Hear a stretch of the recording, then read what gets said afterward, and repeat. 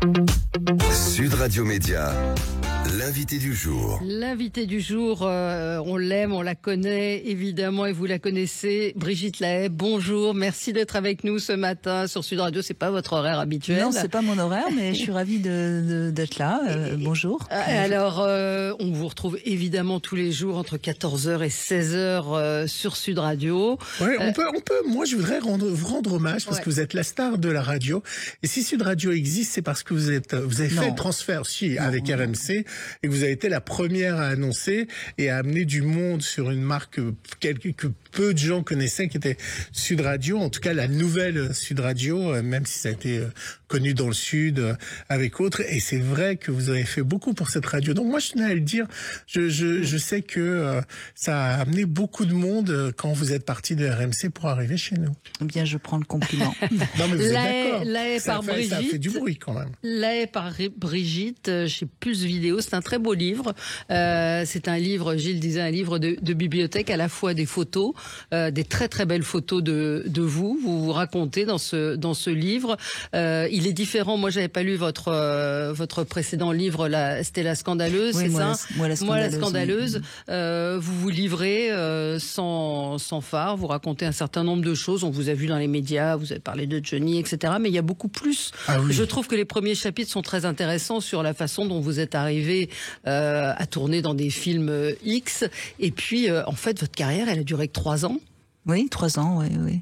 Et vous êtes quand même associé au film porno. Vous avez été la star du porno de ces années-là. Ce qui est toujours intéressant à dire, je l'ai pas dit dans le livre, donc je vais le dire, c'est qu'en fait, oui, j'ai été une grande star des films X entre 76 et 80, et puis je suis tombée un petit peu dans l'oubli, et c'est le fait que ma carrière a rebondi dans des films traditionnels, beaucoup d'émissions de télé, etc., que tout d'un coup je suis devenue une sorte de référence d'une femme libre qui assume la sexualité, qui défend la sexualité, et ça m'a valu énormément de passages dans des grandes émissions de télé, et je dirais que avec le temps, plus ça va, plus mon passé prend de la valeur, parce que ça devient une sorte de référence, et puis il y a une sorte de nostalgie aussi de cette époque où la France était quand même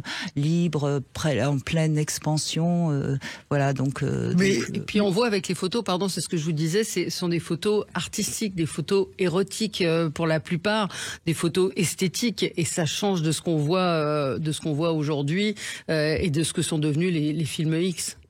Oui, ça n'a plus rien à voir. De toute façon, on n'est plus du tout sur la même planète. Parce qu'à l'époque, le film X, avant évidemment que la VHS démarre, c'était les cinémas, les cinémas porno où on y allait en cachette. Et puis ensuite, il y a eu évidemment la révolution de la cassette VHS et de Canal+.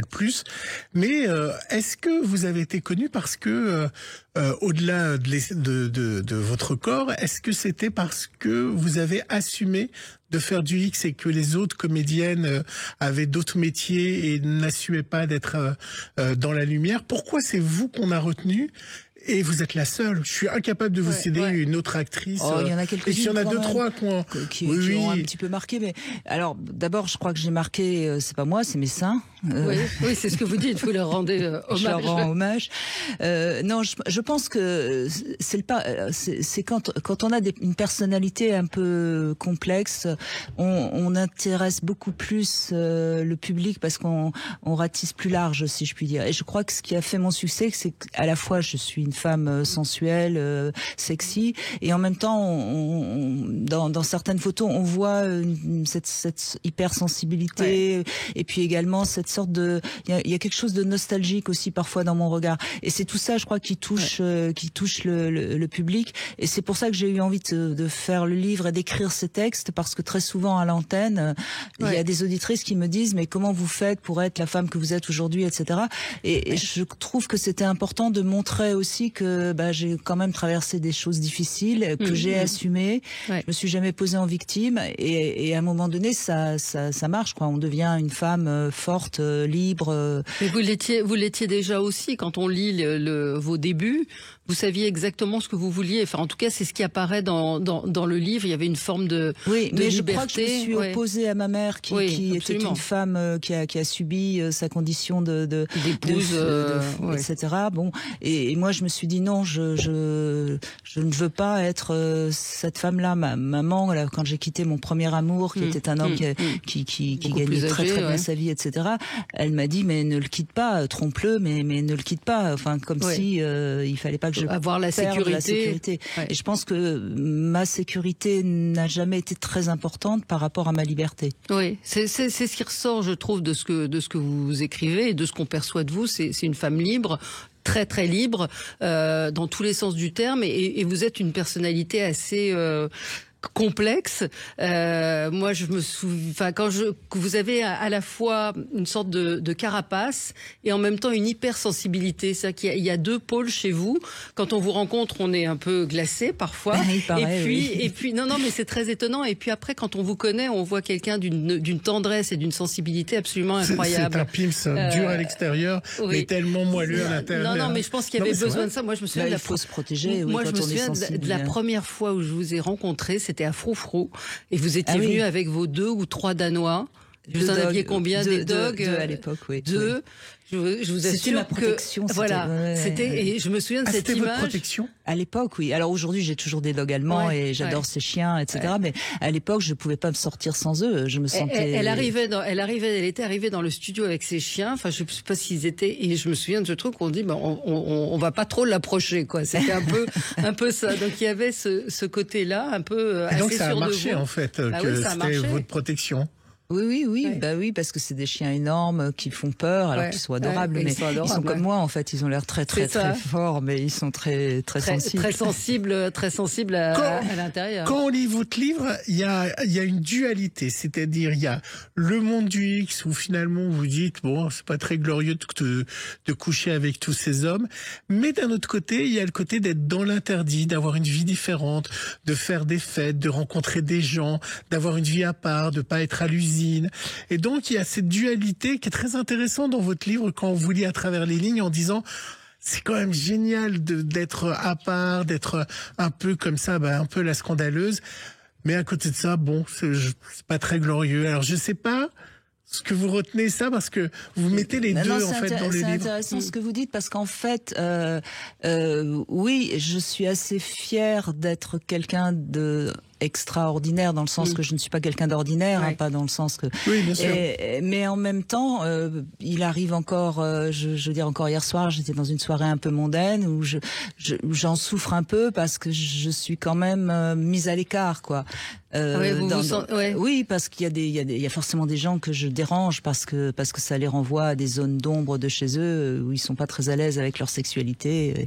Et donc ça se vrai manifeste comment? Vous sentez qu'on a des gens qui n'ont pas envie de vous parler, quoi? Je sens que il y a des regards qui sont genre pas bienveillants. Voilà. Mais en même temps, aujourd'hui, je le vis très bien parce que c'est mon quotidien. Enfin, mon quotidien, non, mais en tout cas, c'est. Mais c'est souvent ceux qui, dans la coulisse, sont parfois les plus pervers, qui sont sûrement les plus distants avec vous et qui regardent peut-être vos films. En tout cas, c'est souvent des gens qui, de toute façon, ne sont pas en paix avec eux-mêmes. Ça, c'est clair. Vous pensez que lorsqu'on n'assume pas de vous regarder dans les yeux ou qu'on chuchote derrière votre dos, c'est qu'on a des choses à se reprocher? C'est un signe? À se reprocher, j'en sais rien, mais en tout cas, il y a forcément un mal-être quelque part. Parce que, au fond, si on s'intéresse vraiment à ma carrière, j'ai plutôt fait du bien que du mal à l'humanité. Oui. Il n'y a aucun doute. Absolument. Non, mais c'est vrai, mais vous me disiez, avant qu'on commence l'émission, qu'il y a beaucoup de gens qui ignorent votre passé aujourd'hui et que la radio, c'est 26 ans de radio. Je ne dirais pas ça, mais il y a des gens qui ne me connaissent que par la radio. Que par la radio. Oui. Alors c'est pas moi qui le dis, ce sont des proches qui font des sondages et qui connaissent. Et d'ailleurs, je peux raconter une anecdote. Dernièrement, j'étais dans un taxi et puis le chauffeur de taxi me dit: "Oh, mais vous avez la même voix que Brigitte Lahaie." Ah, vous dites, oui. Et donc, il ne me connaissait que par la radio, en fait. Ah, c'est drôle, ça. Oui, C'est oui. assez incroyable. Qu'est-ce qu'on vous dit dans la rue, ou quand on vous rencontre, on vous pose des questions quand vous êtes dans un dîner. Vous savez, quand il y a un avocat, on lui pose des questions. Est-ce que parfois on vous demande des conseils On me demande souvent mon avis, oui, Ouais. sur quelque chose qui est parce qu'on en a parlé dans les médias ou etc. Ouais. Et puis très souvent, et ça me touche toujours beaucoup, j'ai le public qui vient et qui me dit vous avez sauvé mon couple, vous m'avez sauvé. Et ça alors je les ai pas sauvés, j'ai juste dit la chose qui leur a permis à ce moment-là d'aller mieux. Mais ça me touche beaucoup et ça me donne envie de continuer. Et vous avez un talent incroyable, en tout cas en radio. Moi, j'écoute parfois des émissions où vous avez toujours le ton juste par rapport à des problématiques. Genre, on est vraiment dans une écoute et dans un conseil qui sont très efficaces et quelle que soit la situation, parce que parfois c'est gratiné sur certaines choses. Je sais pas parce que je dirais que c'est ma seconde nature. Non, je crois que c'est la qualité des hypersensibles. Ouais, quand on arrive d'écouter. à travailler son hypersensibilité et en faire un atout, on va se mettre immédiatement au diapason de l'autre. Oui, c'est possible. Non, je me suis interrompu parce que je sais pas si t'entends, il y a son micro qui saute. En tout cas, moi, dans l'oreille. C'est mon casque. C'est mon casque qui a un faux contact, pardon. Bravo. Bah oui, je suis désolé. 5, 4, 3, je reprends. Moi, je voulais savoir comment vous êtes arrivé à tourner avec Alain Delon. Est-ce que dans la peau d'un flic, il vous a engagé, ne le prenez pas mal à main en se disant c'est une bonne comédienne, ou c'était pour aussi la pub du film en se disant ça va nous ramener des téléspectateurs dans la salle? C'est ni l'un ni l'autre, mais c'est tout simplement parce que ma meilleure amie était sa maîtresse. Ah. Et donc voilà.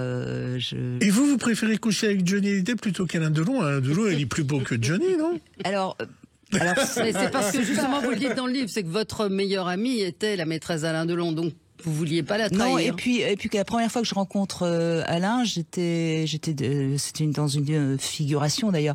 J'étais très fan d'Alain Delon quand j'étais adolescente. Donc quand vous rencontrez votre idole, c'est pas possible. Ouais.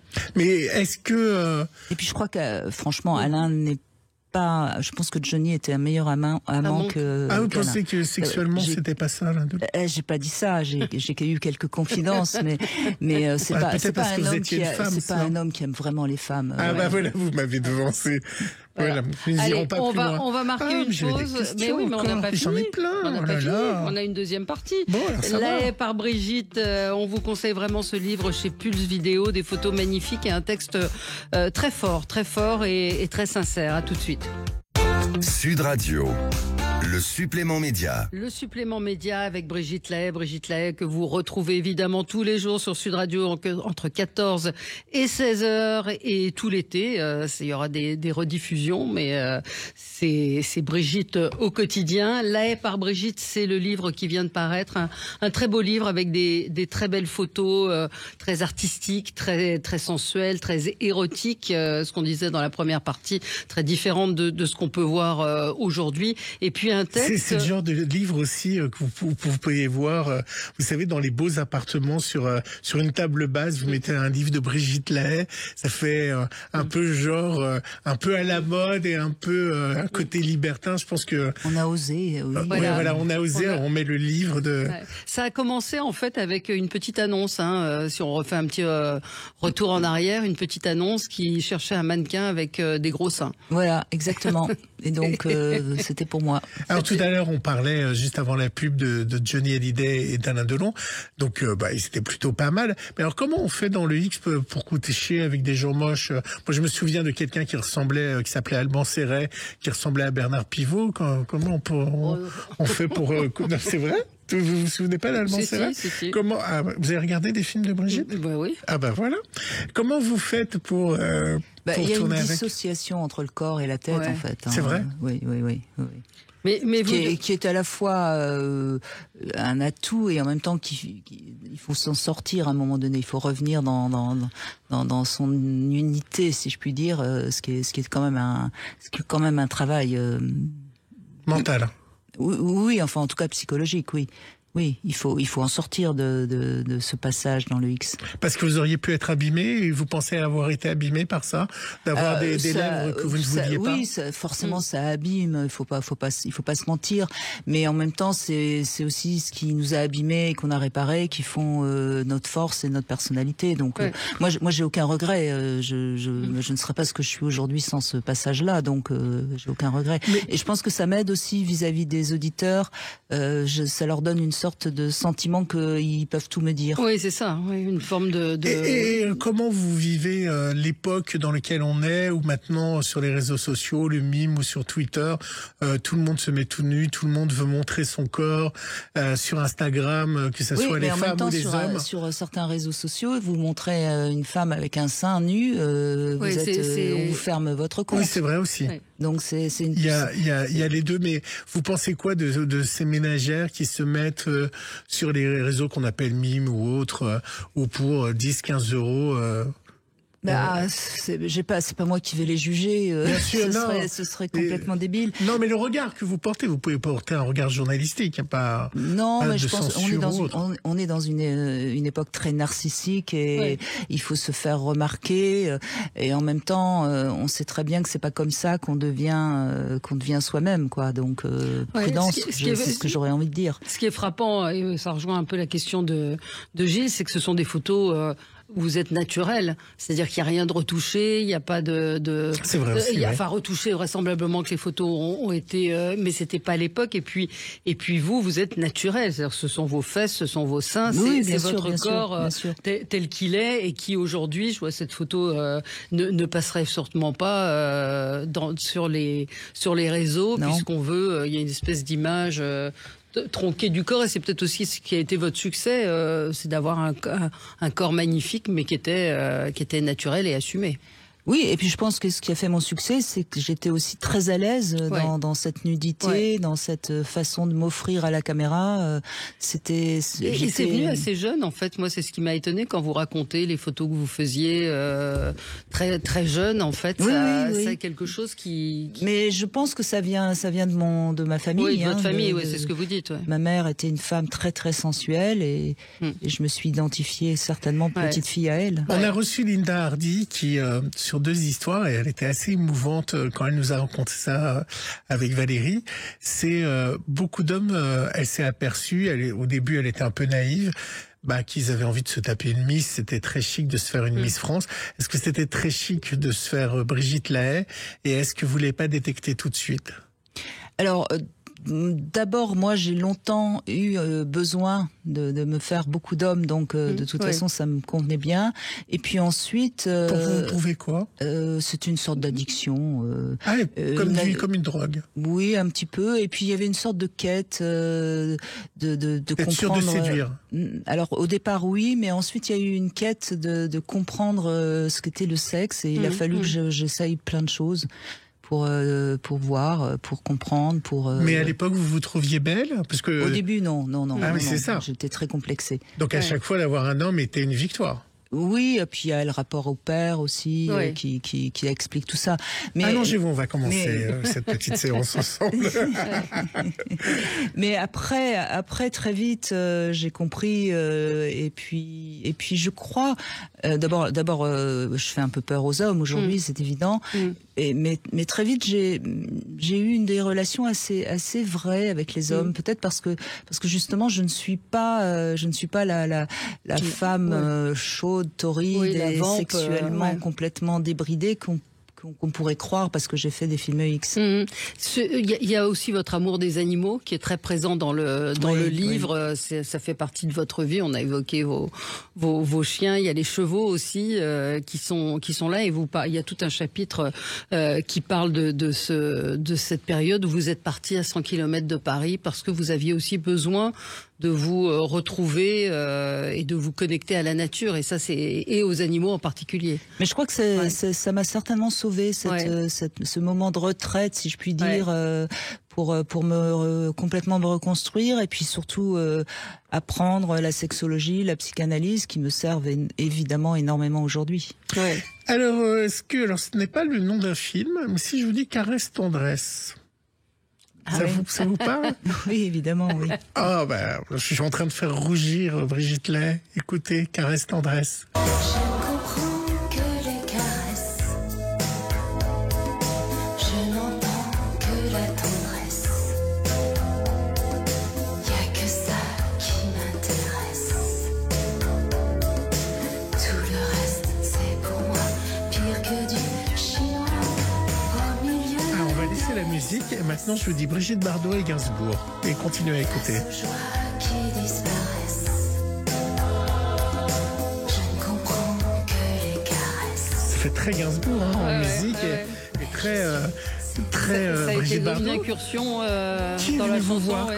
Comment est née Caresse Alors tendresse? c'est juste après le succès de Moi la scandaleuse, mon Ouais. autobiographie dans le X qui était sortie en 87, qu'on m'a proposé de chanter. Comme c'était une sorte de rêve pour moi de chanter, j'ai accepté. Ça a été une souffrance terrible l'enregistrement parce que Ah ouais. je ne suis pas une très bonne chanteuse. Voilà, mais j'ai pas honte, hein, ça s'écoute. Ah non, je trouve qu'il y a vraiment le son de Gainsbourg. Mais ça a été certainement voulu. Oui, bien oui, sûr. Ça fait un peu 69 années érotiques, le côté chuchotement, bien sûr. un peu à la Jane Birkin aussi. Oui, mais j'avais pas l'organe de Céline Dion, hein. Donc ça. Il fallait avoir. Vous avez joué dans des films qui ne sont pas X et récemment d'ailleurs sur France Télévisions, vous avez reçu. C'était incroyable, la C'était série. un super film. Vous êtes sollicitée en du tant que tout. comédienne Pas et du vous le tout. regrettez? C'était Vachement. vachement bien. Hein, vous jouiez j'aimerais bien. une DRH. Oui, mais j'aimerais bien de temps en Ouais. temps jouer un rôle intéressant. Oui, de temps en temps. Après, je lâcherai pas la radio pour le cinéma, ça c'est sûr. Ouais, ouais. Est-ce qu'aujourd'hui on recule sur le sexe, c'est-à-dire que on a l'impression qu'à votre époque les choses étaient interdites et puis le sexe s'est un peu libéré. Est-ce qu'on est en train de revenir en arrière sur la libération des femmes, sur les VG, sur un tas de choses? C'est vraiment absolument complexe parce que à la fois les femmes sont plus libres, elles vont aller sur les sites de rencontres, se faire plusieurs mecs, etc. Elles vont réclamer leur plaisir, elles achètent des jouets et en même temps elles sont quand même toujours à la recherche d'un bon compagnon.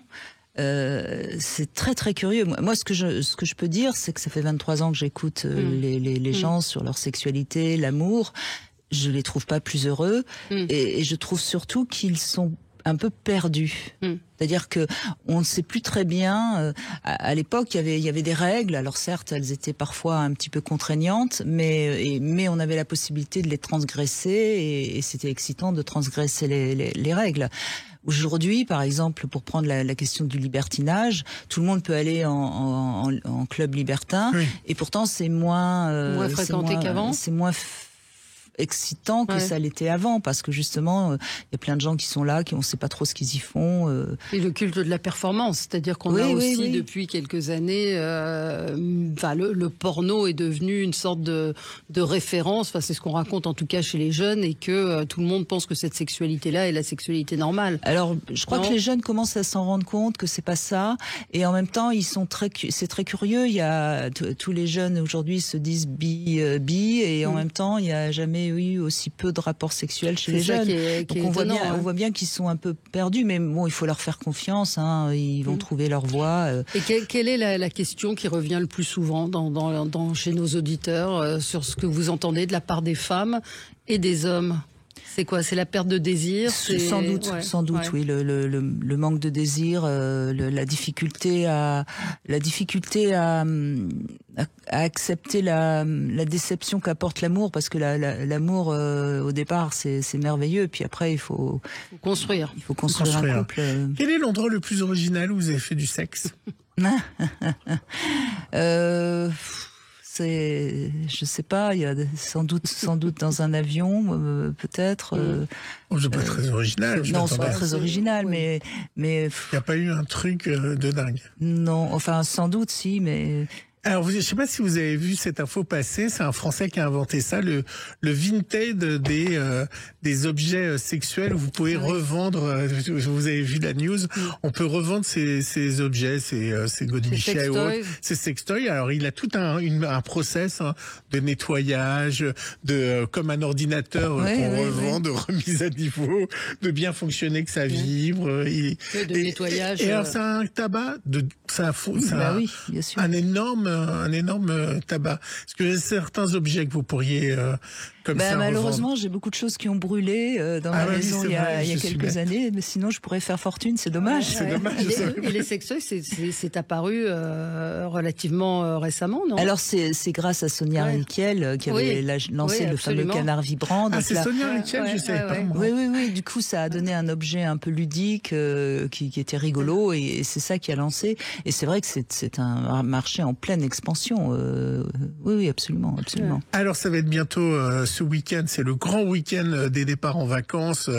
Est-ce que l'amour des vacances, et est-ce que l'été est l'endroit idéal et le moment idéal pour faire du sexe, ou avec la chaleur, on n'a pas forcément envie? Ah, c'est quand même une période où on peut se retrouver parce qu'on a un peu le temps. Quand on est en couple, on a un peu plus le temps.